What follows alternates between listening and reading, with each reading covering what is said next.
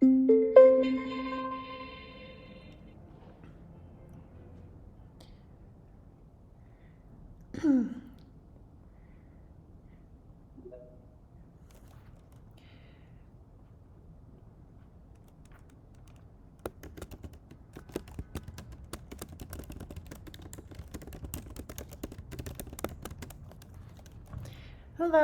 how are you? Hello, how are you doing, Kevin? Hey, how are you? Hey, what is up? Hey, Patch. Yay, Match is here. Let me invite him to speak as well. I am recording. This is recording, just so you know. I'm in this space. I'm giving everybody a link. You get this crazy echo when you're in the space and you're also in Twitter. Where is the link? Oh, no, I'm saying I'm actually in the, don't worry about it. I said I'm in the salon.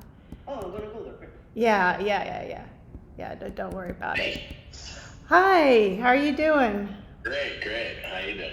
Awesome. So I'm in the salon. Yeah, we tried to do this last time, and apparently there is a crazy echo thing that happens if you start talking inside a loop and on Twitter. Yeah, you have to. I remember that. You have to just mute the loop microphone, and then it'll be okay if you're listening on Twitter. Everybody is in loop. Yes, Kevin. Mute. There is echo. Okay. Mute. Yeah, so we would just have to. You could, if you mute the loop stuff and then keep the Twitter unmuted, then we should be good if we're all listening on Twitter, I think. Yeah. Yeah, I just muted myself on the phone. Okay. On X. X, I know, X. It's so hard to get used to that. So That's just, yeah.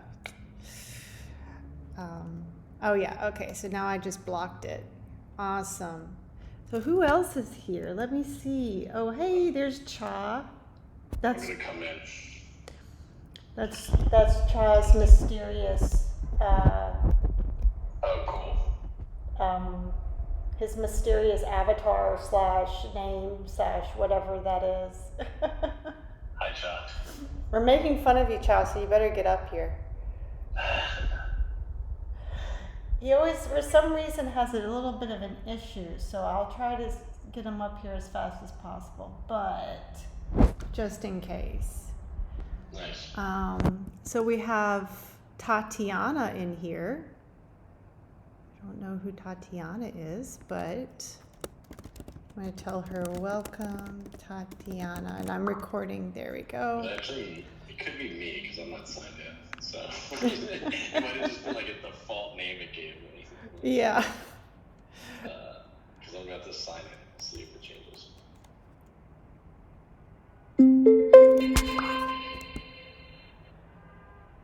Oh, Beatriz. Yeah. I'm going to have to tell her, you have to join the Twitter space.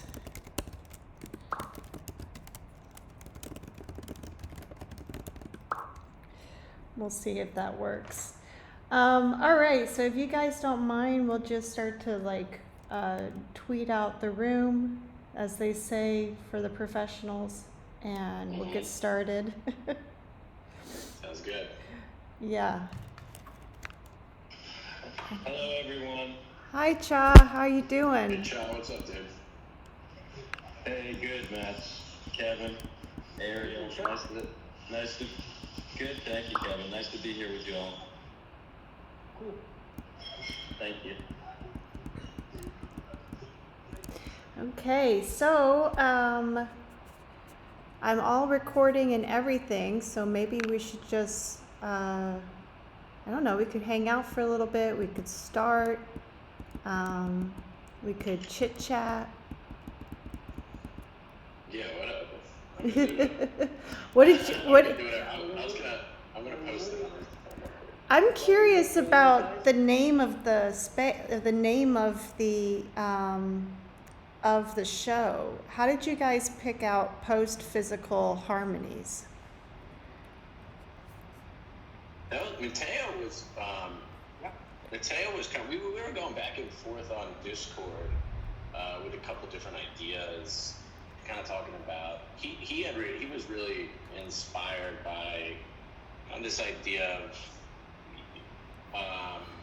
thinking about the future and it being grounded in today's reality and that kind of thing. I think a lot of us were inherently thinking about that given the work that we were doing. And then it seemed like from his mind, he was kind of thinking about imagining a future where we're kind of looking back on these physical spaces, you know, almost like, in my mind, I read it as like a nostalgia for, hey, remember when we used to meet in person and that kind of stuff, right? You know? But then, and I think for me, I was curious about similar things too, and my contribution was just like the idea of like entanglement in quantum physics, where you have things that can be divided by a world or separated by a world, but like one action, the action of one thing actually impacts the action of another. And I thought that was kind of nice given our international team that was working on this, you know. Could you say that again? The action of one thing. What was that again? Yeah, so like in quantum, now I'm no expert, but in quantum physics, there's this idea of entanglement where like an electron and a proton, as someone who really knows what they're talking about, can definitely provide more information on this, but they're paired, right? So like no matter where they are in the universe, they actually have recorded it now that, you know, if I had something in Australia, like protons in Australia and electron is in the States, that the state of the electron actually impacts the proton on the other side of the world, like if they're on or off or whatever, right? That's like a simplified version of it, and I'm not giving a simplified version, it's just that I only know the simplified version, right? But I thought that was a pretty interesting, I always think that's an interesting concept, but I think it's a really interesting concept when we start thinking about the world getting smaller and these ideas of, you know, someone could be in a digital space or a virtual space in a completely different country and change something or impact something, and then it's going to like resonate throughout, and you'll feel it back in the States if that's where you made it, whatever. Wow. That's amazing. Hi, Beatriz. Can you talk? Beatriz? We'll see. Beatriz. Hi, yes, I can talk. Awesome. I would like to Yes. of digital narratives. So I thought it was a good moment for Adam to see the digital narratives in the metaverse and how each one person can integrate of the artwork and actually also lively activate and look for in the space. However, I'm encountering a glitch, so I'm projecting this amazing black and white night fall from the salon, in which in their side they all completely with no glitch, and in mine it looks like night has come. So That is a beautiful one. It is, it's a glitch. I will print screen that and post it so you can see I have like the night version. Sometimes I glitch, they see in my side the night version of the objects, which means some of the logins or the image, it doesn't show up in my side, but in their side, from my understanding, what I'm seeing, they see it normally. Yeah, no, that's a glitch I've seen before, and it's always so beautiful. And actually, it was one of the inspirations for the XR editor when we got the new editor, because in the new editor, you can actually turn the lights off. Because I remember saying that. I was thinking, like, it looks so gorgeous. Yeah, it's kind of interesting to think that it looks beautiful in this, you know, quote unquote fictional space. I don't really feel like it's fictional, but it looks beautiful when the lights are turned off, you know? But, But Beatrice, do you want to go first? You said you had to leave early, right? Yes, I would like to go first so that my students can experience a little bit about the metaverse, but then I need to Awesome. continue with my class, right? And they also need to learn about other digital narratives and so on. It's just happened, the last week I was talking about the metaverse and the advertising and all, and I thought, oh, this is a great moment. We can join Miami and do the walk tour in English, and then they can also experience it like the real one. So in my case, they will see that I see black and white, but I will still talk about the idea behind it. Even if I don't see it, I imagine that it's in space. Yeah, well, let's go to your room and we'll see. Maybe your room also will turn Yeah, on. I think that they can experience a little bit the masks Mm-hmm. because you can take selfies. Mm-hmm. So the idea is that you could take selfies about the masks and play a little, and then yes, let's go to the room that and related with the performance. Only if people see the videos of the performance I did in the metaverse opening. So.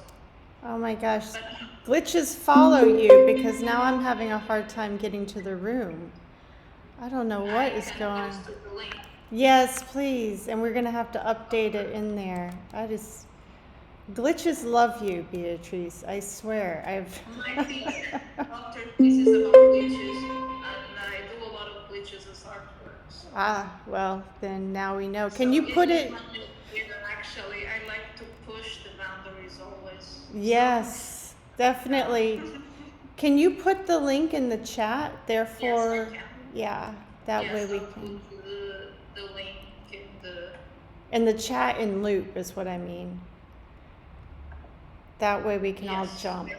Yeah. It jammed, so I'm trying to see if it's. I can do. Yes, I'm trying to see if it unjams.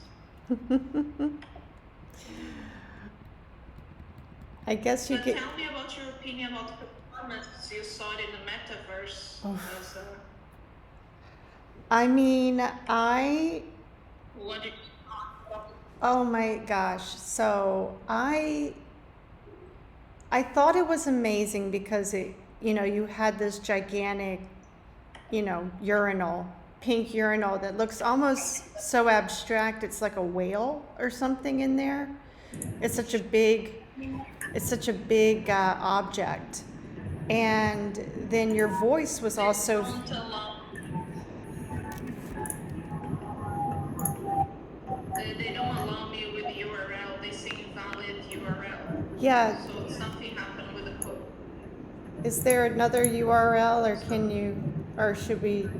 There's 2 URLs, but I cannot enter in either. Oh, that's so frustrating. Very bizarre. I'll check to see what it's like I on my think end. that's No, I've tried a it's few about times. Yeah. right. So Fun. about each of the coding. Okay. So the only thing that we can do, I guess, is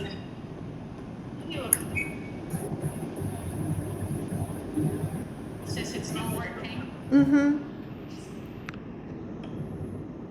So let's just to talk about our performance then, because the performance was, to me, very shocking.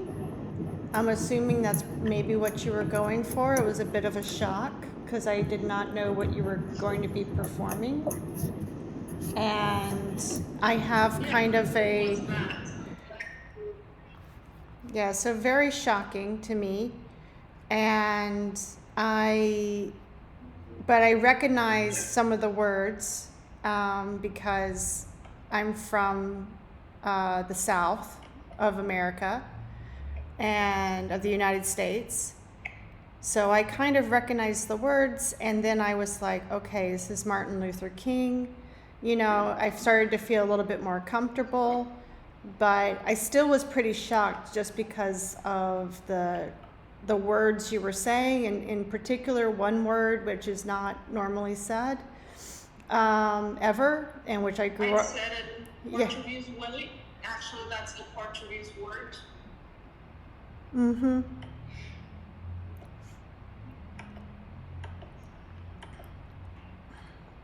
So yeah, yeah, but it sounded like the word I recognized, so I was a little bit surprised and shocked. And when it became clear that it was Martin Luther King, and I felt more comfortable, and then I was like, wow, this is very risky, this is very daring. That's kind of how I felt about it. But I'd love to hear what other people thought who were there. Yeah, I think I'll tag on just as Yeah. as someone who lives in the States also. I was that's a speech that, you know, going to school in the States you hear, you know, all the time, and I'm sure you hear it internationally also, but for us it's really kind of it's just part of public education, independent education. It's like a huge part of us as a society. Like, you know, that was a key moment for us, and so to hear it coming from a different country and being read with an accent, and that was really cool because it kind of it pulled me out of whatever my assumptions were or whatever imagery I bring to it whenever I hear it. It actually, and the fact that we were in this like meta, you know, virtual space added a really nice component, I thought, where it was unexpected and it resonated kind of differently. And then to see like this giant upside down pyramid kind of thing, you know, bouncing to the rhythm of it, it had this really amazing presence. Your sculptural piece and the fact that it was audio responsive really, I think, just commanded power, right? So it's this speech that already has this massive presence in history, but at the time it was a massive presence, right? Now it is a massive presence. And then historically it holds it takes up a lot of it shows the symbol, the clear symbol, clear symbol. So. Yeah, and that was something I was going to ask about, you know, like if it was intentional choice with the color and shape and that kind of thing. But I loved that. I thought it was really interesting. I personally really loved. Yes, it was. So.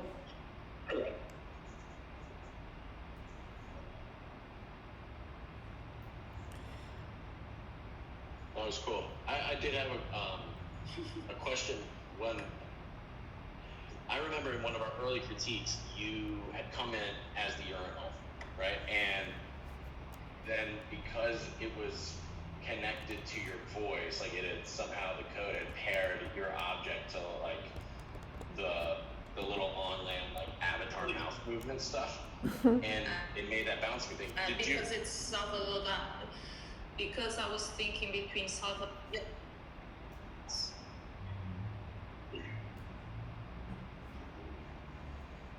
Wait, you cut out. I didn't hear that part. Hey, you cut out. Yeah, I stopped because the Salon Loop Art Critique for me jammed, so I cannot send the YouTube video that I did from the performance, but I did send Ariel by email. Let me find if it. She goes there, she can post it, but I'm having difficulty re-entering the Salon, so I can't post the video that I record from the performance. Yeah, I actually do have it, so let me post it. I do have it, so I'm going to post it right now. I just found it. Yes. So I am going to post it here. All right. So, yes. So now it's posted in the chat, and I'm also going to try and, I've never done an upload like this, but we'll see if it works from YouTube.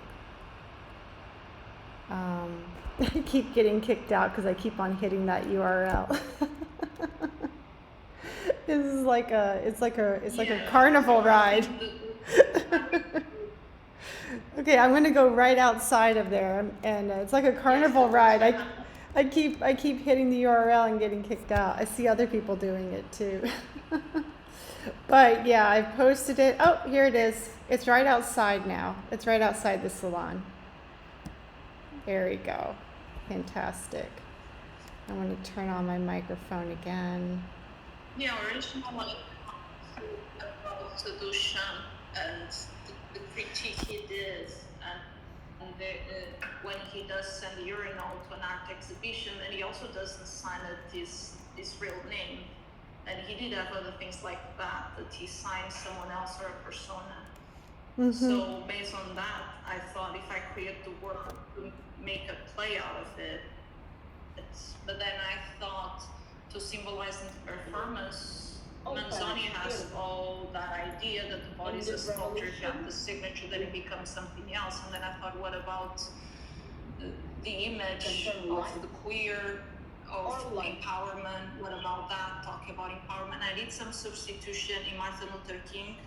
He usually mentions white men and black men, and I add white woman and black woman. So I did add women in his speeches, usually when I read them. So I changed that part usually. So I add more white men and white woman, or black men and black woman. So I usually do that. That's something that in his speech he has it.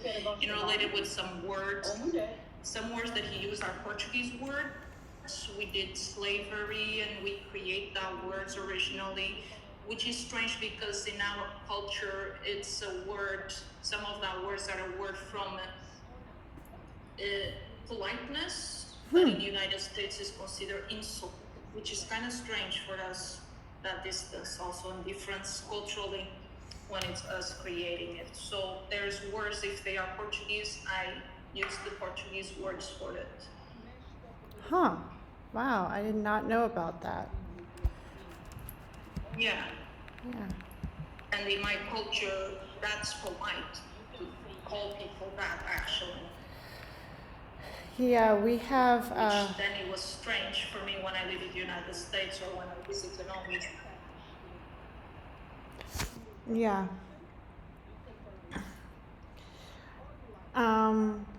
Yeah, no. So, Kevin, what did you think? We've heard from you. It's in the, and I'm showing it in Loop, but Kevin, what did you think about it? I can't find the loop. I see two lines here. It seems to be dead. Oh, no, I'm right here. I'm staring at it.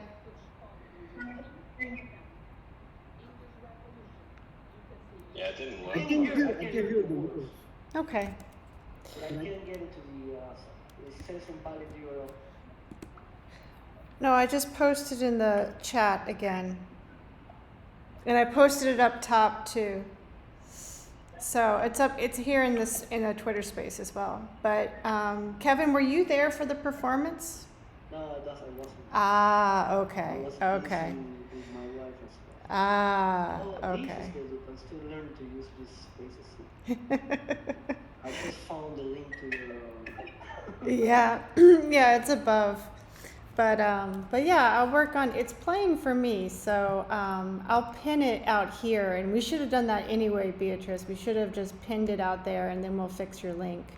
Yes, Yeah. we should maybe Yeah, that way. Bleach gets big future, since Bleach love my work. Yes, they do. Bleach attached to it. It loves your work, that's for sure. It's amazing how much it loves your work. I've never had somebody that attracts glitches so much. Yeah, it's pretty amazing. But yeah, Cha, what did you think about it? You were there, weren't you? Oh no, I don't think you were either. Yeah. No, I'm unfortunately I missed the performance, but I did go and spend a bit of time in Beatrice's room, and Yeah. it was quite nice. Kind of like a little peaceful oasis with colors and yeah. Yeah.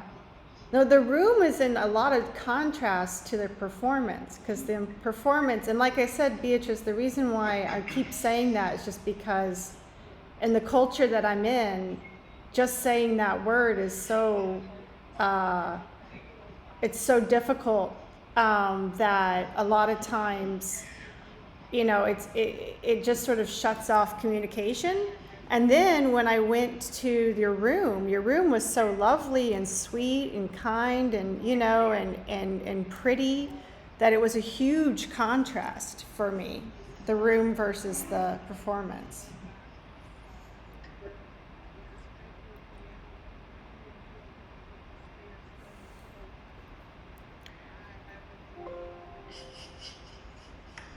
The thing is that I feel that what happened is the same thing that happens in Spanish. That we have two words. We have one for the color and one for the person.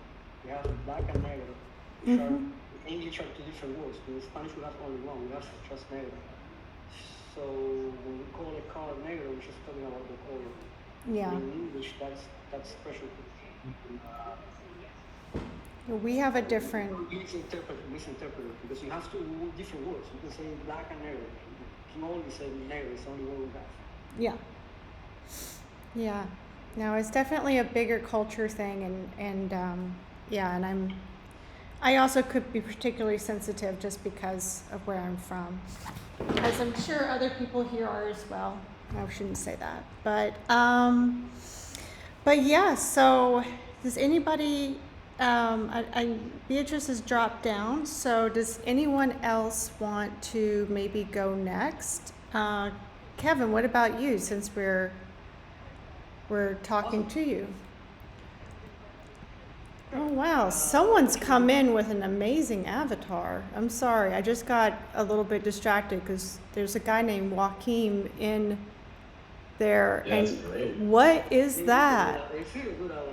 Oh my gosh. I was on the way to your work and then I looked at this and I was like, what? It's like a ghost. Oh my God. I mean, it's definitely an avatar. It says bacon power. Maybe he was trying not to be seen. I know we're making him uncomfortable. Maybe. That's bizarre. Oh my gosh. Okay. I love that it's the model is rigid, right? So like, and when it looks up, it got standing from a distance.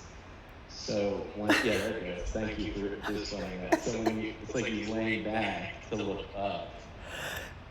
That's amazing. I love that because it doesn't hinge on the neck. That's great. Let's tell him that there is a two space. Maybe he doesn't know. Yeah. Because he can't hear us right now.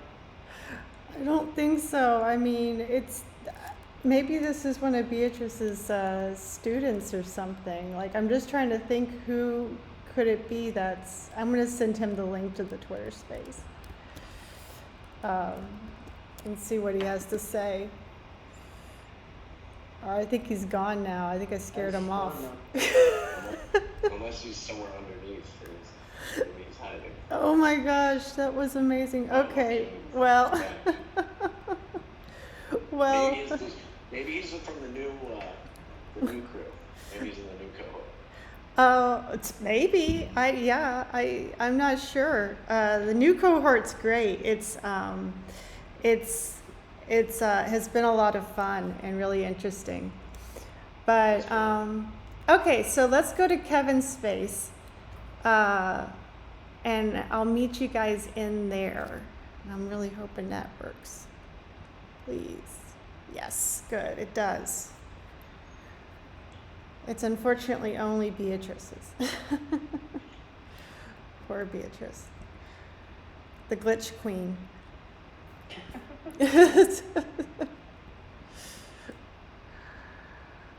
Okay. So the first thing we're gonna do is like try to reduce a little bit the noise. Soundscape is great and everything, but it's a problem when you're trying to speak. Mm-hmm. Yeah, for sure. That should work. So yeah.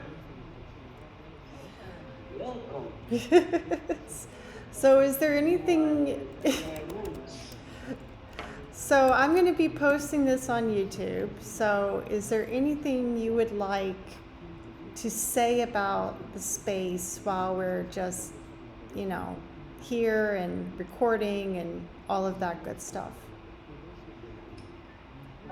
Yeah, I'm just trying to make a metaverse out of the pieces of my mind. This is kind of what I have in my head all the time. I think about this stuff all the time. In a way, this is inside my head right now. Mm-hmm. I know it's terrifying, but it's not that bad. Also, if you want to show the sculpture, the 3D sculpture that is hidden inside the wall back there, that would be great too, because you can't see that one unless you go through the wall. Ah, okay. Oh yeah, and then the underneath part, which was the most amazing stuff. But okay, behind the back wall, yeah, I think actually I didn't see that when I was in there. So it's in the back wall. Yeah, so if you guys hadn't done it, you can follow my avatar, but there's a big giant like archway. And if you go inside of the archway, there's actually secret sculptures. Oh, and I love this sculpture too, because this is the one that we were talking about, and I said the G string is like kind of amazing because it looks almost like an old I don't know, it looks like a classical female form, and then there's a G string on it, which just totally modernizes it, and it's a bit of a shock.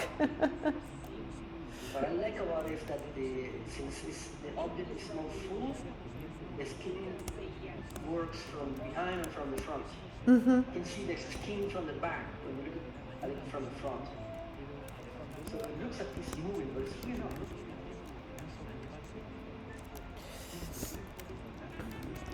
That's really cool. I thought there was an animation for a second, but it's just. Is it all like a billboard effect? Is that what's happening? Like where it's just facing you always, and then, or is it just that you can't see through one of the sides?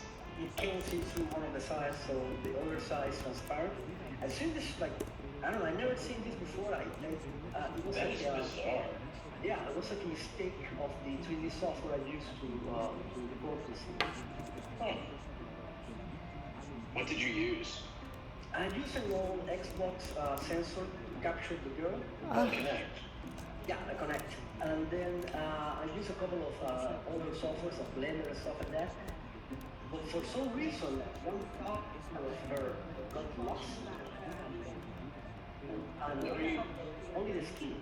What are you hooking the Connect up to? Windows computer, like laptop. And then what are you running into like Max MSP or something, or what are you using to record the 3D data?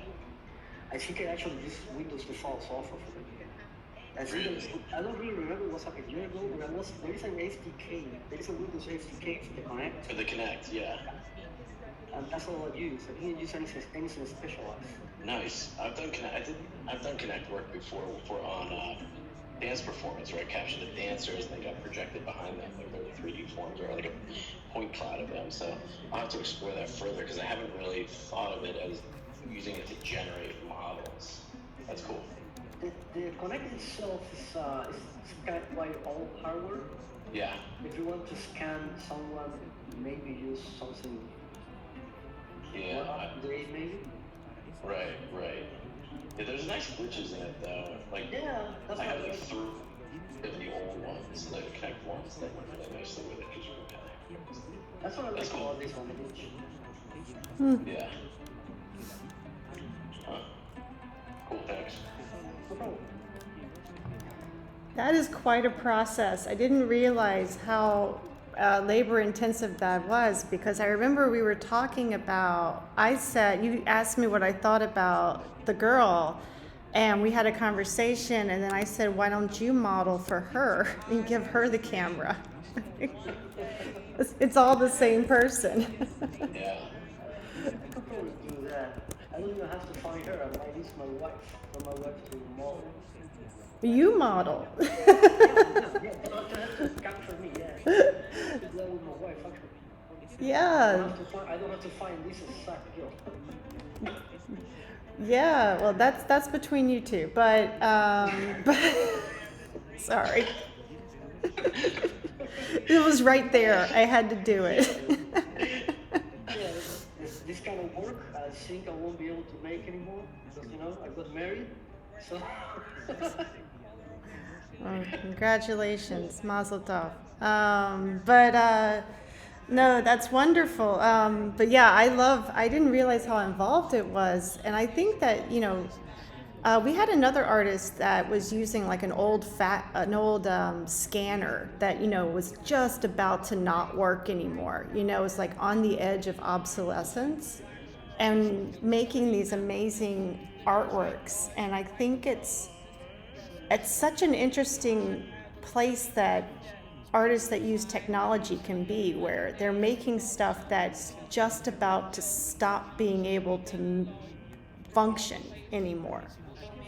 Yeah. What a precipice. I think that's exciting too, because you don't even have to go far back anymore to have these pieces that are just irrelevant, right? These technological advances that 6 years ago were amazing, and now they're really not, really not great for in terms of like quality and stuff, but they might actually be way more interesting in terms of how they like represent the thing they're trying to capture, right? It's like Gary Winogrand, the photographer, I think it's Gary Winogrand, said that he photographs things to see what they look like photographed. And I think that's an amazing thing, because it's kind of relevant for any medium, right? But especially with technology. Like, how does the technology interpret what I'm seeing right now? Or how can I use the technology to interpret what I can't see, right? Like what I'm actually thinking, just like Kevin was saying about this being inside of his head. Yeah, that's actually Pero no te consideras que tienes when una there's para llevar to see what it looks like in the interface. So Absolutely. I think that goes for maybe my entire process. I just want to see what it looks like, or experience what it feels like to do.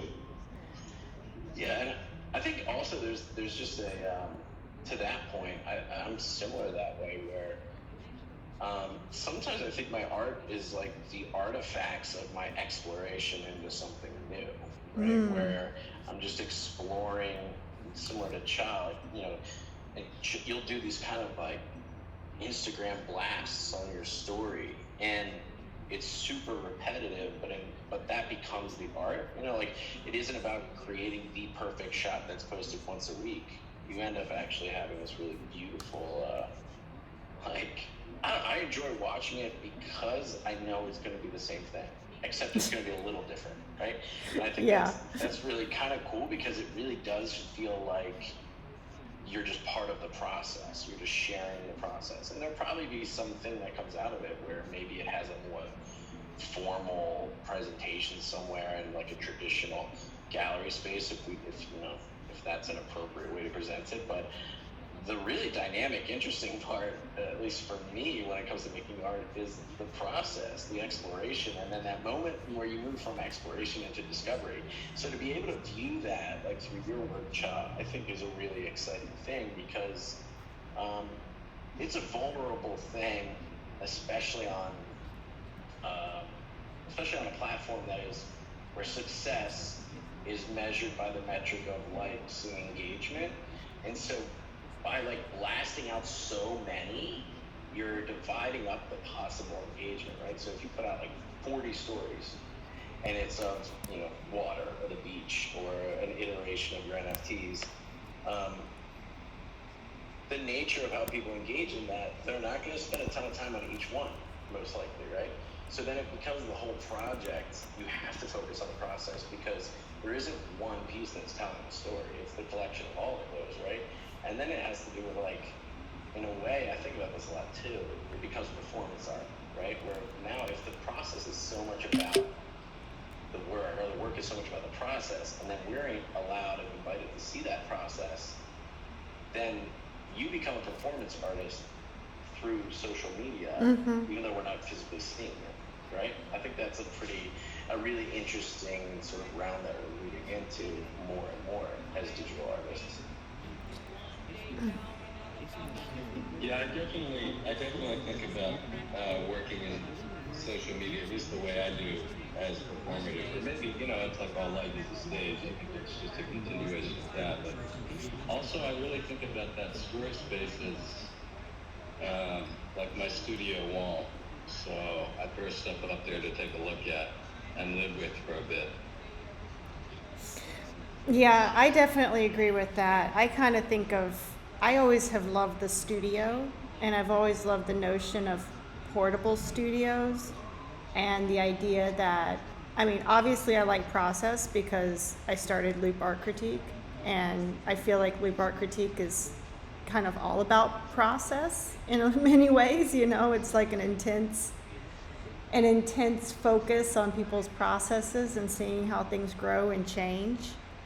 And I love the idea of a studio, and it doesn't have to be a physical space. It could be like, for a long time, I used to just call my sketchbook my studio. So going to my studio just meant I was bringing out my sketchbook, and then there would just be this magic studio around me where things could happen, you know? There could be the possibility of art being created or just process. And that's perfect too. Definitely. Yeah. So I have a question for Kevin.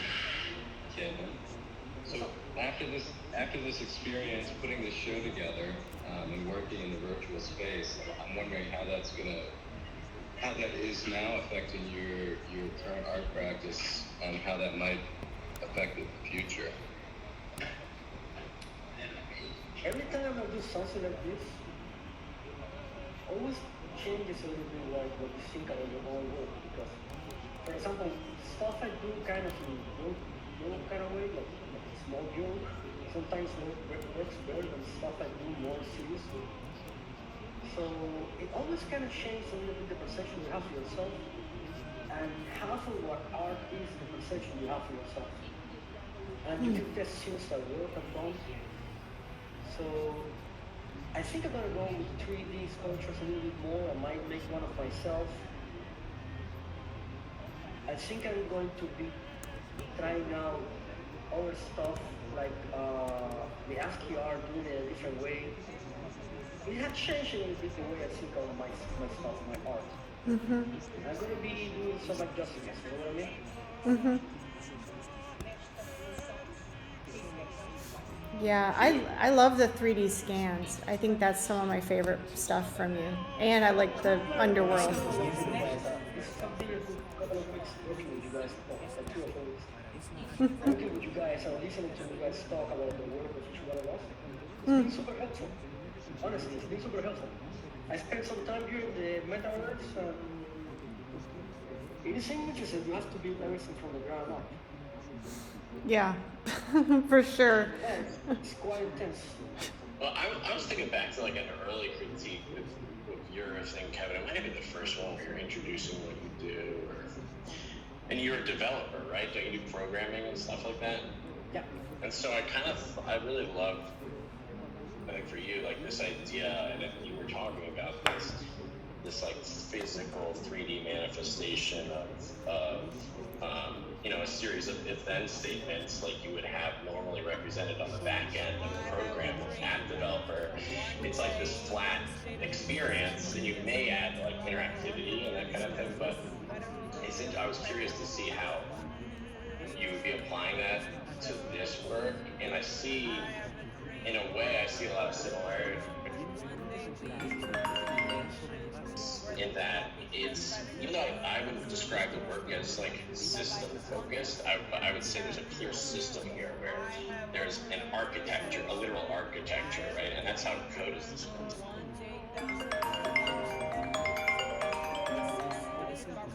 And so it's actually really cool that you literally use architecture in this space, and it's so cool, like whether it's subconscious or conscious probably doesn't even matter, right? But I think that's a really interesting parallel that I see between like the work you do outside with the programming stuff and then this manifesting in a new space. Your mind is sort of drawn to that like architectural structure potentially.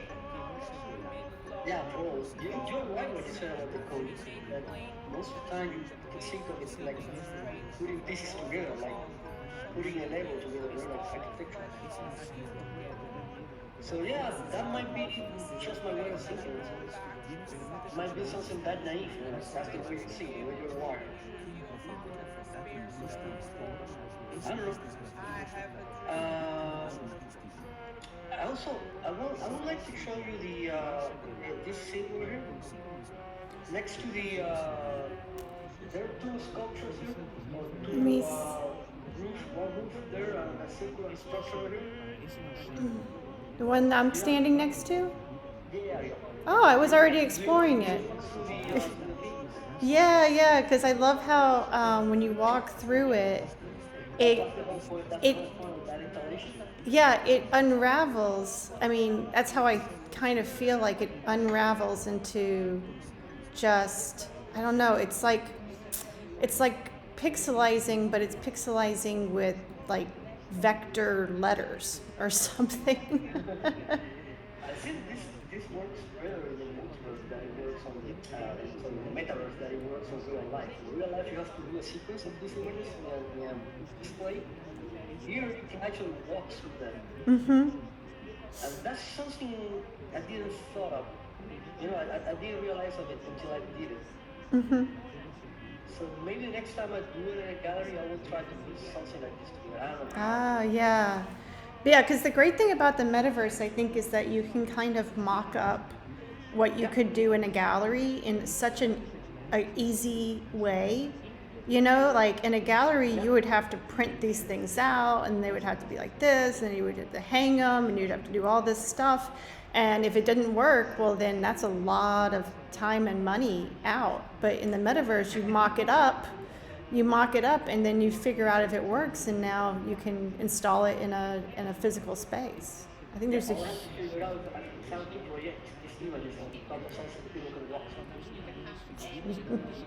maybe a curtain. A curtain, yeah. No, I could see that. A curtain. Oh my gosh, that's very exciting. Gosh, I'm trying to think of how you would do it. Maybe like a series of projections. You could also you could print these on. Oh wait, hold on, I'm on the wrong microphone. Let me switch. I was about to say, where did that come from? Sorry. Hello.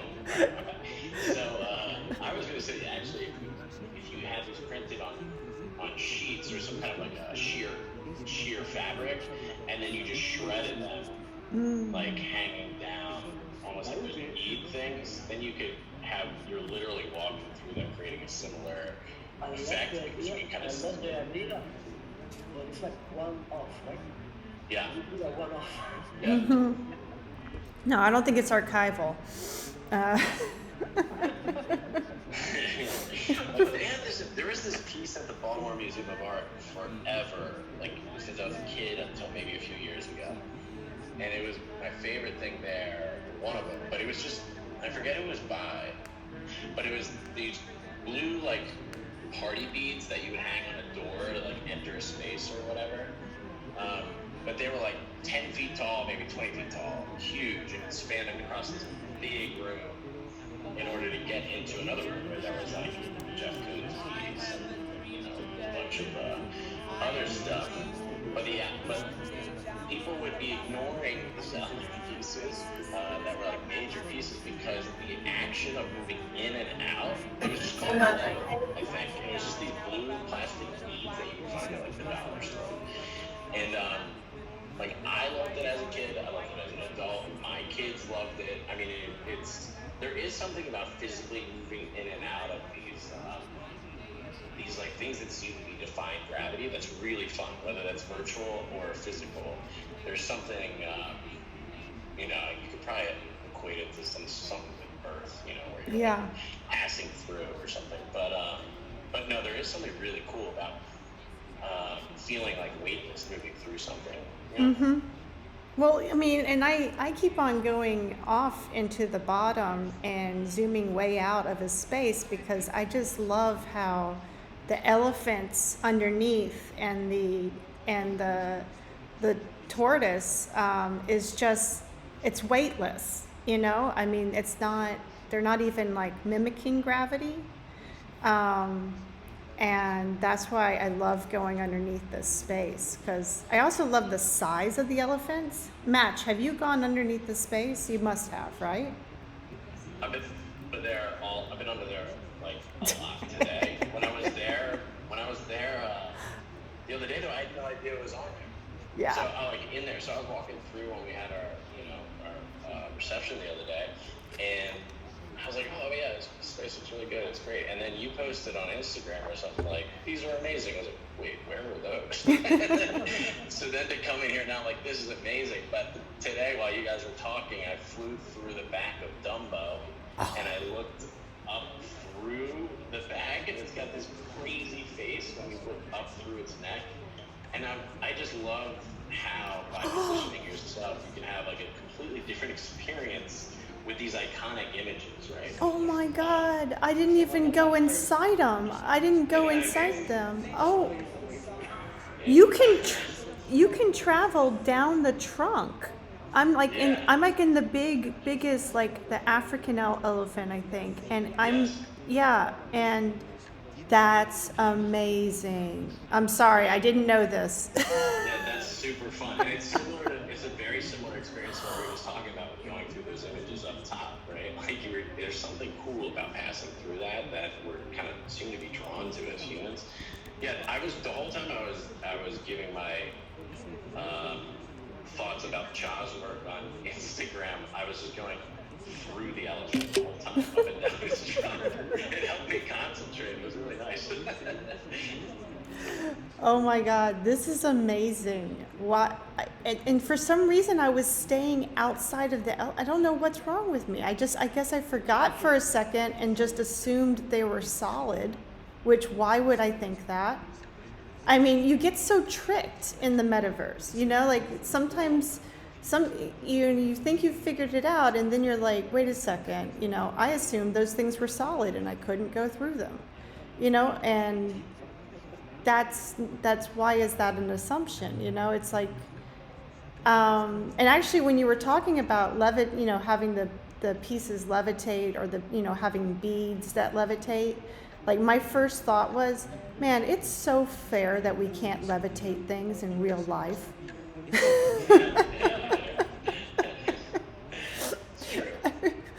Why can't we just pick something up and then just place it right in, with no gravity? That's not fair. No, it really is. Yeah. So I do love how working in this kind of space, it really, oh man, the turtle's very pretty from inside. But how it changes your perception of, the metaverse or whatever, the quote unquote real world, which I'm getting further and further away from thinking is actually real. But yeah, but right down in Alabama. I got near all the talking again. But oh my God, I love these gigantic elephants, and I love the story behind them, and I feel like that's where I'm really like attracted to Kevin. Like I really do think that that's super strong. I was trying to do something philosophical in space. Yeah. And since it's floating in the universe, it's like floating inside a bubble. Instead of throwing a couple of elephants and I thought that's a good measurement. Grounded it in something.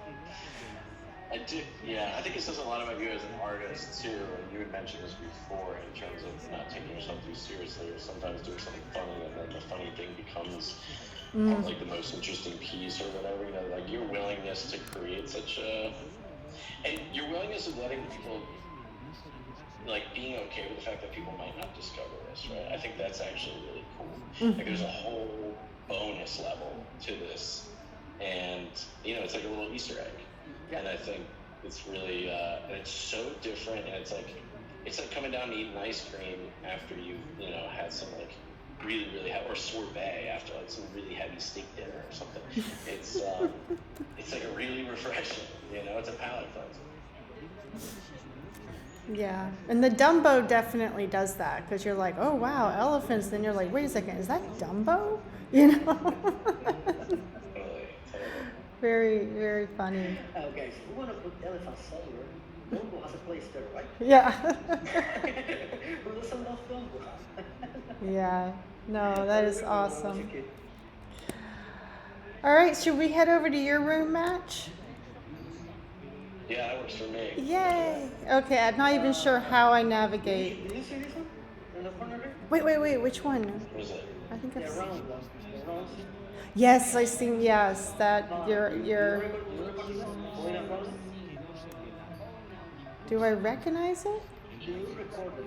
Yes, for sure. Yeah, I hang around her a lot. I like her. This is also a documentation of the gallery.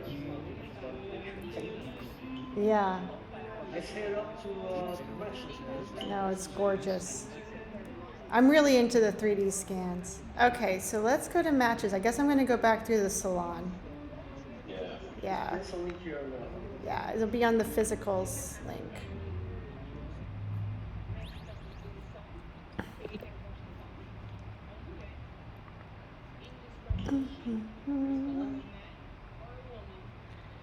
Abstract shadow, right?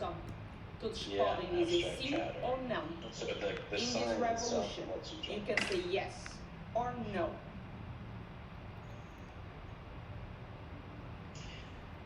And as you're going through, so you've got the ability to adjust volume and that kind of stuff. Feel free to change media volume, if you can't hear me or whatever. Yeah, I have it turned down on my computer, so, Yeah. because it's That's just, what I do. When I was in here the other night, when I was standing in here and people coming through it, I had it down because I just couldn't hear it for 3 hours.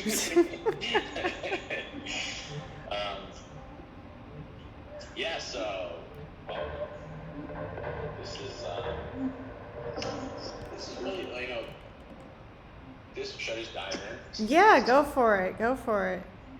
Well, so this, I think like for me, this is a culmination of a couple different ideas, not necessarily projects, but ideas that I've been exploring in my work for a while now. And some of them are older things that I've been revisiting, but thinking of them, reframing them in some sort of Web3 space was a totally new experience that I was really excited about because I had been recently exploring and doing some experiments at home just with like my VR headset where I would be making things in After Effects and just seeing what kind of effects I could create and trying to just create abstract experiences. And then when this opportunity came about, I was super excited about it because I felt like I could double down on some of that, where it wasn't just me having, little sessions where I put my VR headset on in my studio and walk around by myself. This became like a real thing where I started thinking about audience much more instead of just creating a series of studies. And similar to what we had been talking about with in Kevin's space, this idea of like things floating and the physics of things and all that. What I really loved was the work I had done previously that was like 3D, didn't pay attention to physics at all, right? I was really interested in exploring the fact that things can float and that things can float, move around, and that the people can move around and all that. And as we went through the loop sessions, I really started to get curious about the marriage of those things and thinking about a future where, if I imagine this being in the future, but not like so distant in the future where we just don't have gravity and, we have some kind of whatever we've created for like a vacuum that lets us be weightless in spaces like this, whatever that is in the future. I was imagining we weren't quite there yet, right? So we were able to enter a space that had elements that were gravity free and didn't have to follow the rules of physics as we know it as humans on Earth. But the avatars, right, as we're walking around, they actually do have to abide by those rules. And so we are stuck to this platform. And I was imagining like it would probably be a little scary if you were on this platform. So I tried to create that feeling with the audio center piece having it be really loud in the center, where it was almost, it's kind of overwhelming when you have the media volume up, you walk up to it, you want to step back. And that was, you know, an interesting experiment for me personally to figure out, well, how do you create sensations in an immersive environment? You would think that it would be easier, but in a weird way, it's harder, right? Because the person knows they can't actually fall down there, right? Mm-hmm. And so I was like, how do I create this without I didn't want to put a fence or whatever. And I knew that if I disabled the flying mechanism within on-land, that I could force people to be stuck to this platform. But I really wanted to kind of play with that idea of like fear and power and like respect for large spaces or huge drops in this future world where we're not quite there, but we know that it's kind of coming, where eventually we'll just be like floating around, right? So I think that was like, in terms of the environment, that was the sort of system of physics that I adopted. Any kind of art that was in here or form that had been created did not have to follow the rules of physics as we know it now. But the humans in the space, or the avatars in the space, they did have to follow that. And that's where we get this kind of blend of a traditional gallery presentation, as well as this like future sculptural installation. Mm-hmm. Right? Yeah. Yeah, go ahead. It reminds me of like kind of like what we're doing with our VR goggles, you know, because basically that's what we're doing. We still have to follow the rules of like having bodies and gravity, but we put on the goggles and we can imagine that, you know, we can witness what it is like not to follow the rules, even though we do have to. I mean, that's why we say it like, oh, this is the real life and this is like online worlds, you know? Right. So in a way you're saying, you know, this is almost like you're still keeping it within the human experience. You're just sort of propulsing us, 40 years ahead of time, maybe. Who knows? Right, yeah. Yeah, like a near No, I love that. future. Totally, yeah, and I hadn't thought about that in terms of, that is kind of in the VR, that is what's happening. You literally, with some of the newer ones, that it's changing now where it's a bit more of a mixed reality and you can incorporate some things around you, but really, like, you're actually literally drawing out a space that you're not allowed to move out of so you don't get hurt or whatever. You So the still sense can't is fly. You still can't right. fly. It's not like you can take off the VR headset and then, Right. go jump out a window. It's not going to work, Yeah, and there's like endless, sort of like supercuts and compilations of people failing using VR headsets and running into walls and things like that. And it's like, it's comical on one level, but it's like our mind wasn't prepared for such a quick evolution of, we've been based for millions of years or whatever, we're based in the laws of physics as we know it related to gravity, and then all of a sudden, like, gravity doesn't exist, except at least we trick our mind into thinking it doesn't, but our body is still grounded. And I think that's a really interesting space to explore that I think in this work I kind of maybe scratched the surface of it, but that's something that emerged for me through this process, was really thinking about three-dimensional spaces and scale. Scale was huge for me because you'll remember early on I was just like, why am I getting huge, because I can't see what it looks like. And I think it was Wade who had this really nice point about distance versus versus scale, right? So you can have these things that seem like they're close because they're huge, and then you realize, oh, they're actually massive and they're really far away, and it adds this really interesting dynamic that would cost so much money to try and create a room.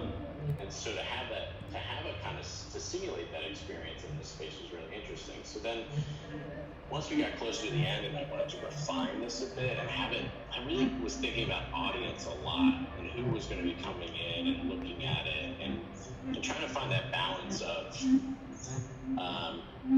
a person, just like at a museum, you have kids come in on a field trip, or you might have collectors that come through, right? So there's all different kinds of people that are accessing these spaces, and they bring different understandings of the art, different history to the art. And I started imagining the average person, what could they think of as a large space that wasn't really overwhelming and feel too severe or fake. And it really, this was kind of what I came up with, where it takes a while to walk around, but it doesn't feel ridiculous. Yeah. And I think the timing of like the Sphere thing and Vegas launching, like while we were in this, was kind of amazing too, because it really, like, for me, it reinforced some of the ideas I was playing with. Was like, this isn't far off. We actually could be walking around a space like this pretty soon. And then you see YouTube playing on this stage that's like, has the most beautiful graphics surrounding everybody and, you know, all dimensions. And I thought that was really kind of an interesting thing to play with also in this space. Yeah. Yeah. The last thing I'll say overall, like conceptually, was I started thinking a lot about NFTs and Web3 art and how they're presented, and usually they just live like in somebody's wallet, and we like look at them through an extension, or you might have, you know, down at, you know, in different galleries. Obviously there's ways to present NFTs now, and smart TVs are coming out with some cool NFT displays. But it was really interesting to me to start thinking of this as like a store, like you would see a gift shop in a museum or something, right? Where we go to the museum, and then like one of the things I'm always most excited about is like to go to the gift shop at the end of the museum, like look around to see what books I can get, or what posters I can put up, or something, whatever it is, you know, little knickknacks. And so I started thinking of like, what does that look like when it's fully blended? Like a gallery, you could argue, is just a store for art, and then we put it on. We say it's an experience and it's an art thing, and I think that actually is true. But there's this weird thing where, in order to create the art that you want to make, you need to be selling it or making money somewhere. And in this virtual space, it costs me nothing to do all this. Like, it costs me time. Right? So I started really being interested in that. Like, well, that's probably something we are going to hold on to, is, well, I'm going to sell work inside this space that I make, because I want to supplement my future projects or whatever it is. And so I kind of went to an extreme on the 3 videos that I pulled all the frames from, and I put them at like 1 ETH, so that's like, you know, over $1,500. I saw. And I was like, well, I'm gonna do that because I started thinking, I was like, well, if I made a painting that was that scale, or a photo print that was that scale, and I had it in a show, I wouldn't think it was that ridiculous to have it be $1,000, you know. But then to think of it as a digital thing, immediately it's like, oh, well, this should only be like a quarter, you know. And that's kind of an interesting thing, which is why I have this collection of 99 frames from those videos, because then I was like, well, this is kind of interesting, because it's the equivalent of prints from a photograph, right? So like Shepard Fairey makes a giant painting and then sells the prints for like $35, and then they end up becoming expensive over time. But I kind of was trying to simulate that a little bit here, where on one side you have the originals, and then these become these kind of unique prints of those videos on this wall. And then finally, this was I thought was kind of fun, was like, during the show, I recorded a wide shot of the space while it was like alive and moving, and then I made the documentation of the space an NFT, and it's free in the back. So I thought, for me, that I just like those layers of like chicken and egg kind of thing, right? Like, well, is this about selling NFTs, or did you create NFTs and then try to, is this just a giant promotional thing for them, or is it actually about the experience, and then you can like walk away with these souvenirs, and then there's like tiered levels of status based on how much you want to show that you're connected to this experience, right? Like, well, I have the only one, I spent a bunch of money on it, or I have one of the 99, or I got the free one, or I took a screenshot of the space, right? Like, I don't think any of those is right or wrong, and I think that was kind of, for me, another thing that wouldn't have come up if it hadn't been for this opportunity where I was physically imagining a space that people would be moving through. And I think, having worked as a curator and directed a gallery and that kind of thing, it was really interesting to tap into some things that I didn't actually think would be a key part of the experience, but they ended up really kind of driving some of the decision making.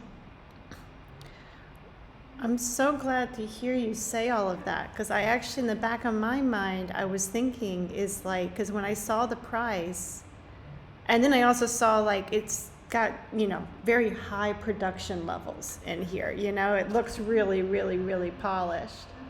And part of me was like, is he putting us on, but Yeah. is he doing it in such a way that it's like, it's almost, it's really difficult to tell that you're making a commentary because it's so polished. Oh yeah, thank you. Yeah. That was the kind of goal behind it, right? And I think the piece behind it too is like, we were talking about performance, like with Cha's work and stuff. I think a lot of this is like, yeah, you make this comment and then someone buys into it and then you do benefit from it. Like these are actually for sale, I didn't put like dollar signs on them or something. And so that was something that was interesting to me too, where it was like, so you could actually be commenting on how weird and uncomfortable it is, or a comment on just like, hey, people don't really want to, in general, the average person isn't going to buy an original art piece, at least for the amount that an artist could survive off of, right? Yeah. So that's hard. You have to be at a certain level, connected to a certain thing, and that has its own set of issues. But then in a digital space, the average person is really like, well, can't I just like get that on Google, right? And so I really kind of love that idea. But yeah, I mean, I do appreciate you saying that it was polished. That was the hope, because it's kind of all a game, and you could say it's some kind of comment on the art world and that kind of thing. But when you walk into these amazing spaces, whether you're in Chelsea or whatever, and you see this beautiful stuff and these installations, at the end of the day, there's price tags on all of it, and it's pretty interesting to think about, like, what is the motivation for that? And sometimes initially in an artist's career, the motivation is like survival, to make money doing what you love, or maybe it's not even what you love, it's like what you need to do to understand the world and like to survive. Mm-hmm. And if you want that to survive, like emotionally and mentally, then you need the money to do that. But then you have this other tier where it's like people just profiting off of artists doing that, right? So, and I think that the NFT thing is like magnified by 3,000 when it comes to that. Well, it took all of the worst stereotypes. It took all of the most extreme, because I mean, the people that profit, I mean, that it's not I wouldn't say it's a large amount of people. I mean, it's just a tiny percentage of people that like art that have actually figured out how to profit from it. And even in that case, a lot of the collectors, who, they bought this person before they got big. Well, then you find out later, well, they bought 100 people that didn't get big, so but there is a tiny percentage that, has figured out how to trade art, and almost like a stock market. But it's a tiny fraction. But it was interesting to me when I saw NFTs, was because the knowledge that was actually a tiny fraction wasn't there for a lot of people. So when they started making NFT art, they started treating it as if it was the tiny fraction, and that this was investment, when the large majority of art is not investment. No, It's just this small, tiny little section. It gets a lot of headlines because it's like crazy numbers. But NFTs really took that tiny little bit and applied it to the whole sales of digital art. that were NFT. Yeah. Yeah.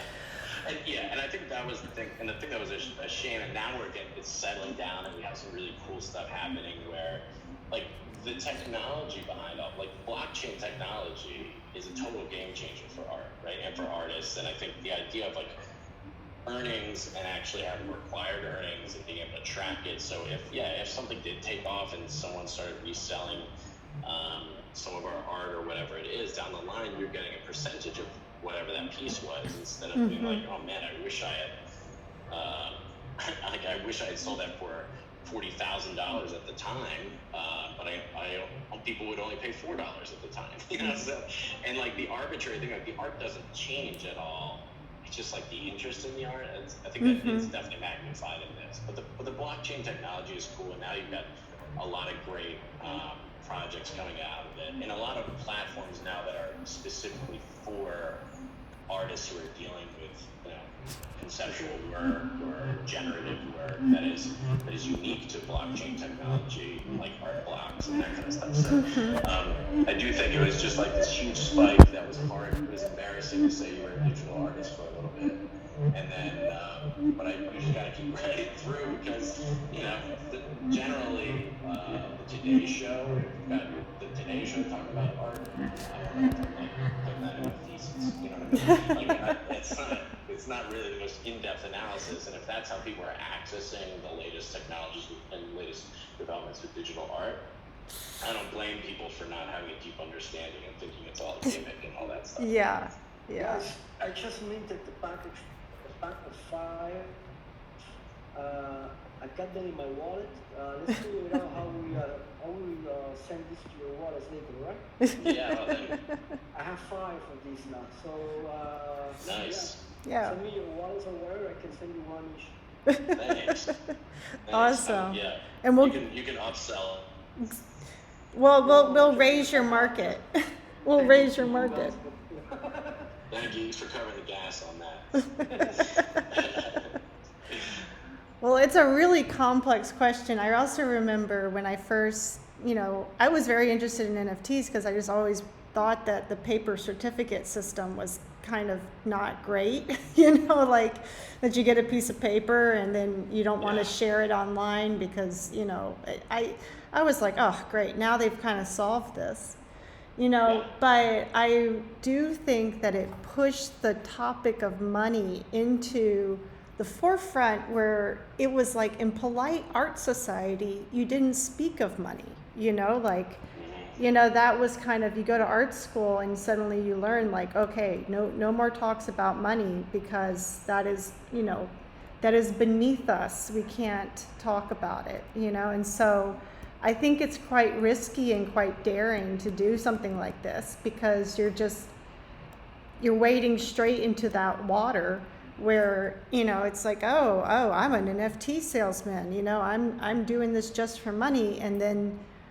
there's an underlying sense that maybe that's not true, but then we're not sure, but you make a lot of good points. And so, yeah, I love the idea of NFTs because I just think there needed to be some conversations about money and about how much art is worth and things like that. And so, yeah, we went through like some, tough times, but I also just think that a lot of art, the broader public is not going to get it, and that's okay.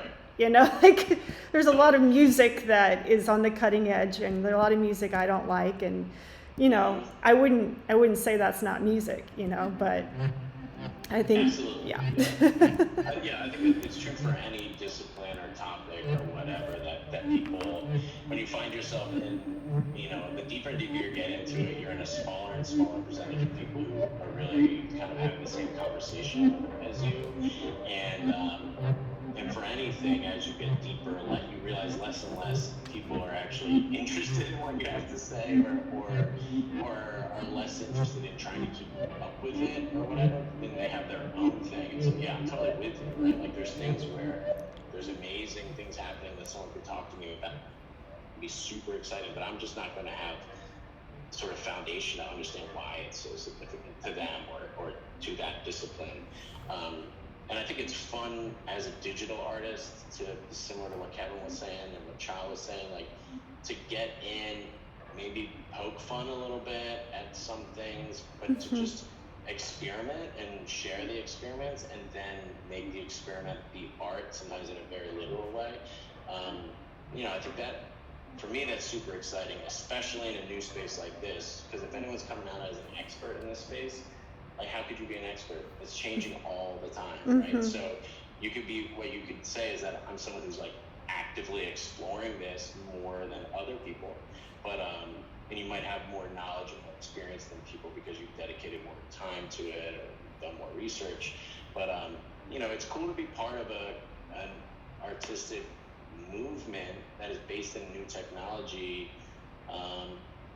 that hasn't figured itself out yet, and it's going to take years and years to figure itself out, right? And in the meantime, there's going to be some great work and some terrible work, and I think that's kind of true always in art history, but it's really, really magnified now, just like when the camera was invented and was introduced, right?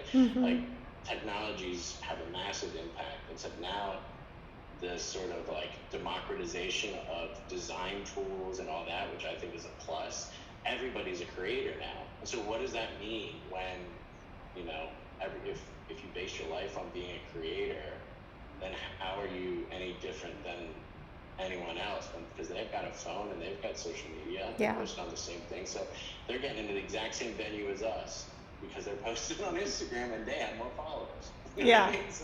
So who's more successful? Which, I think all that is really fascinating. For sure. No, I love this kind of conversation. It's very challenging. And I think that's, anyway, was it, anyone else want to say something? Cha, Kevin? I haven't heard you in a little second, Cha. What are you doing? Oh, just listening to y'all. A question for Matt. I was wondering if there'll be a Tezos version of any of these NFTs. Yeah, so I've been looking for a bunch of stuff. I actually put, I was playing around because the two collections, like the video collection, which I think was timed out, but the video collection and the stills collection, they're on OpenSea, but I put the free NFT because I wanted unlimited iterations for people to mint, that's on Foundation. And so I've been playing around and through your work got familiar with how do you say it, Tezos?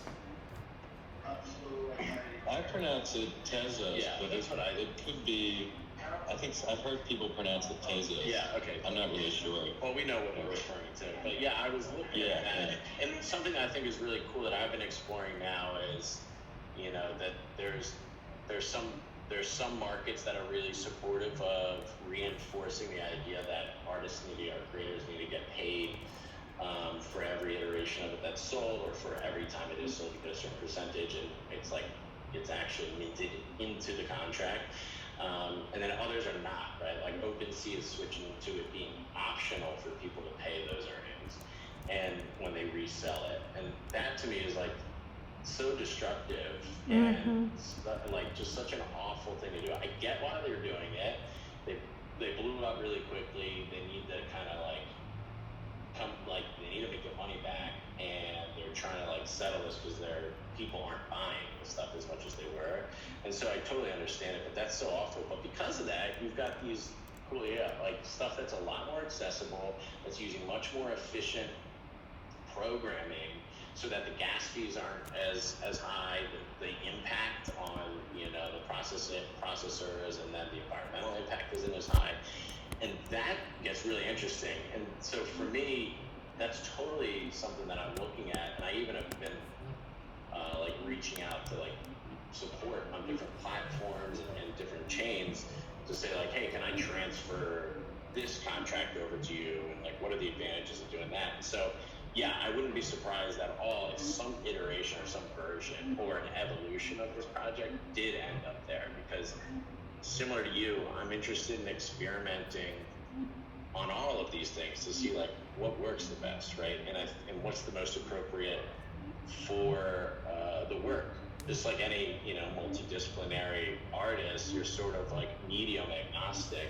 I think it might be appropriate to be, NFT platform agnostic, unless you have like a sponsorship with somebody, because maybe one project really works well on launching it or dropping it on OpenSea. Maybe one works well kind of doing it through Tezos. Maybe it's Blur. Maybe there's so many things out there now that I think because recently you actually can switch chains through your wallet, and you can actually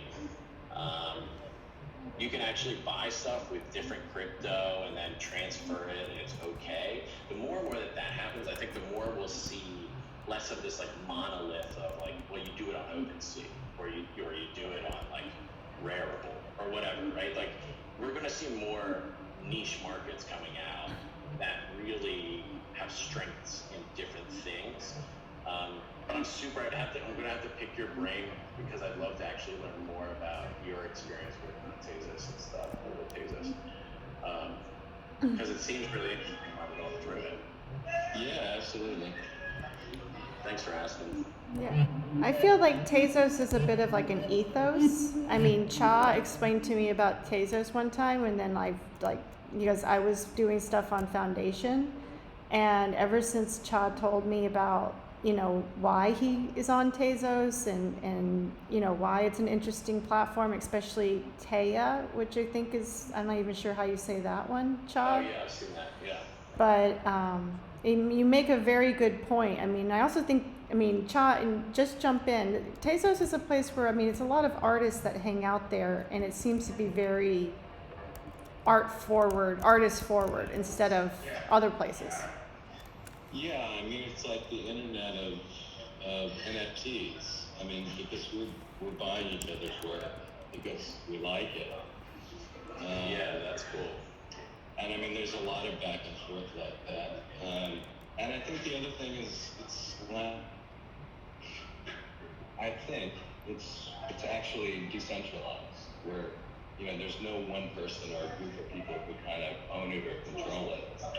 Whereas if you have something like Ethereum, then I think cases that you have sort of a group who have ownership. I may be wrong about that.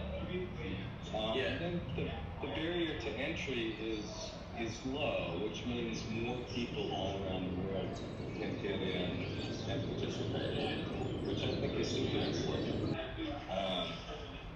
To have a platform that is more global, immediately global in the sense of, and also for me, one thing I realized is that as soon as I got a wallet and started interacting, I immediately was not only an artist, but also a collector, a curator. You can become all these things like immediately without, having such a high bar of entry, which I think is great. Yeah, I love the curation piece, right? Where anybody, if you have a couple people, even if you just send them a message and you say, hey, I'm putting this collection together of artists that I like. I have a theme in mind. Would you be interested in letting me list your piece here, right? Like that, even that collaboration it's you don't have to ship anything to anybody. You could even do it without any real money being involved. It just becomes more and more of a community, and I like what you're saying about that, because that's what I'm starting to explore more and more now, right? And I equate it to kind of like Walmart, Target, or maybe it's even better to think like Giant and Safeway, and then Trader Joe's, and then, right? Like there's people who identify and go to those different things for different reasons, and some of this stuff is has a massive audience and it's easy to find, and other things is well, they're not going to have everything, but quality is going to be better, right? And so I think just literally any market, right, a marketplace, we're seeing that. And again, it goes back to the idea of the virtual world is just mimicking whatever our physical experience has been so far, and the framework that we have set up around community a lot of times does actually center around markets, right? If you go back in history and stuff. And so it's interesting to be like in a bartering system, right? A market that might be closer to that, or going in, like, you're not going into Walmart and asking for like, hey, can I get like $6 off this? That's not going to happen, right? So, and they're not going to trade, be like, yeah, but I have an old tire. Can I trade you for this like other old tire here?